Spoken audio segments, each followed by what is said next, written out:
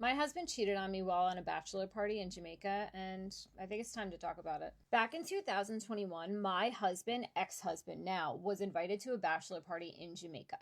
There's a few things to remember here. One, he was not in the bridal party. He was not a groomsman at all. Two, we did not have the funds or the financial means for him to be going to Jamaica. Three, we were not in the best headspace in our own relationship at that time. And four, knowing that he's cheated before and had issues with alcohol and drugs, I wasn't comfortable with him going. It blew up into a giant fight, and unfortunately, the type of person that he just couldn't take no for an answer, and he had to figure out a way to go. For anyone who has been in a relationship with a narcissist or an addict, you know that eventually you're going to hit this point where it's no longer worth fighting. So he went on this trip. Pretty much from the moment he got to Jamaica, I barely heard from him. He apparently got sick off of the water and spent a lot of time in the room. He even went as far as sending me pictures from the room in the bed, claiming he was just so awfully sick. Now, at this point, my alarms are going off and I'm a little panicked, but what can I do? He's in Jamaica with a group of guy friends. I don't want to be that girl that's just attacking his phone and wants to know what he's doing 24/7. But obviously it was hard, and he knew how unhappy I was, knowing that I was at home, didn't want him on this trip, and now we no longer have the finances to really do much more in our renovation because of this trip. So he came home and we continued arguing about it.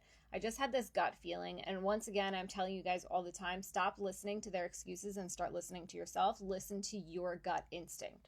The unfortunate part of this story is I had to actually be around the groom several times after this vacation happened.